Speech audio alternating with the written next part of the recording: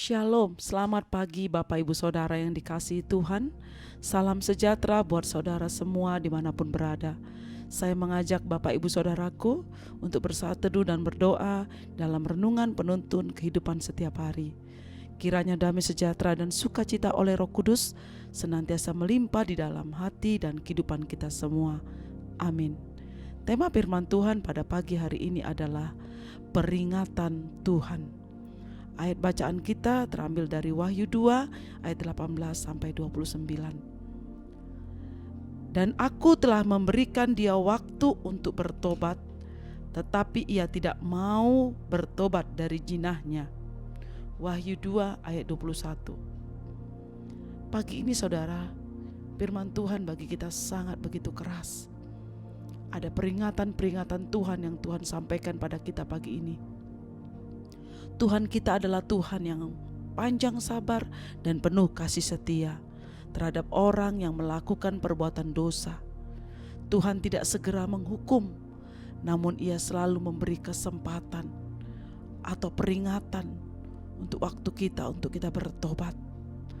Tuhan telah memberikan waktu kepada Isabel yang menyebut dirinya nabiah, yang mengajar dan menyesatkan hamba-hamba Tuhan agar melakukan zina dan makan persembahan-persembahan berhala untuk segera bertobat. Tetapi ia tidak mau. Sekalipun Tuhan telah memberikan waktu yang cukup untuk bertobat dari perbuatan-perbuatan yang jahat, ia tetap tidak mau bertobat. Saudaraku, di zaman sekarang ini banyak sekali orang-orang melakukan perzinahan rohani. Apa itu perzinahan rohani, saudara? Mereka lebih suka percaya terhadap berhala daripada percaya kepada kebesaran dan keajaiban Tuhan Yesus Allah kita, yang Allah yang hidup, Allah yang benar. Mereka meremehkan Kristus dan lebih suka menyembah kepada roh-roh jahat atau pergi ke dukun-dukun, ke paranormal. Saudara, Tuhan telah cukup banyak memberikan kesempatan kepada manusia untuk bertobat dari jalan-jalannya yang sesat. Tapi peringatan Tuhan tersebut tidak dihiraukannya, dan dengan sengaja menutup hati dan telinga untuk berita keselamatan. Hal ini juga terjadi pada zaman Nabi Yeremia. Melalui hambanya ini Tuhan selalu memperingatkan bangsa Yehuda yang menyembah berhala untuk segera bertobat. Tapi apa respon mereka? Respon mereka seperti ini, saudara. Mengenai apa yang kau katakan demi nama Allah kepada kami itu, kami tidak akan mendengarkan engkau. Yeremia 44 ayat 16. Demikian sulitnya manusia diajak untuk hidup benar, karena mereka manusia lebih suka untuk hidup menurut kehendak dagingnya daripada tunduk kepada kehendak Tuhan, kepada firman, kepada perintah-perintah Tuhan.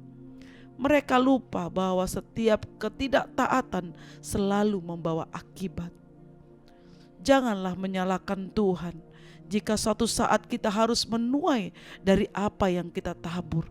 Seperti mereka tidak mendengarkan pada waktu dipanggil, demikianlah aku tidak mendengarkan pada waktu mereka memanggil. Firman Tuhan semesta alam. Zakaria 7 ayat 13. Saudaraku, pagi hari ini, mari kita mendengar dan meresponi peringatan Tuhan. Apa peringatan Tuhan hari-hari ini kepada kita? Apakah kita tidak lagi berdoa? Apa kita tidak lagi membaca firman Tuhan? Atau kita jarang sekali beribadah? Terlebih di masa-masa pandemik, ibadah online ini, saudara, kita sendiri yang tahu dengan Tuhan. Apakah kita beribadah? Apakah kita sungguh-sungguh beribadah saat kita beribadah di rumah? Apakah kita lebih banyak bermain dengan handphone, gadget kita, atau menonton film lain daripada kita mendengarkan lagu rohani, mendengarkan firman Tuhan, memiliki hubungan yang dekat dengan Tuhan? Apakah kita lebih banyak melakukan hal-hal yang dunia lakukan daripada hal-hal yang Tuhan perintahkan bagi kita? Saudara, Tuhan tidak lalai menepati janjinya. Sekalipun ada orang yang menganggapnya sebagai kelalaian, tetapi Ia sabar terhadap kamu, karena Ia menghendaki supaya jangan ada yang binasa, melainkan supaya semua orang berbalik dan bertobat. 2 Petrus 3 ayat 9. Amin. Mari kita berdoa. Bapa di surga, kami mengucap syukur kepadamu pagi hari ini. Oleh karena anugerah kasih Tuhan kami ada. Tuhan, Engkau mengingatkan kami pagi ini untuk kami hidup dalam kebenaran Tuhan. Untuk kami memiliki hati yang senantiasa merindukan Tuhan dalam hidup kami. Melakukan firman-Mu, melakukan kehendak-Mu di dalam hidup kami. Terima kasih Tuhan buat peringatan Tuhan bagi kami pagi ini. Untuk kami harus hidup benar di hadapan Tuhan. Terpujilah nama-Mu, dimuliakanlah Engkau sekarang dan selama-lamanya. Di dalam nama Tuhan Yesus Kristus kami berdoa dan mengucap syukur. Haleluya. Amin.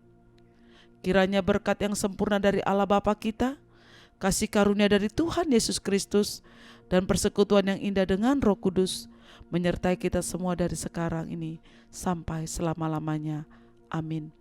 Maju terus dalam tuntunan Tuhan saudaraku, tetap semangat. Sampai jumpa esok hari di penuntun kehidupan setiap hari.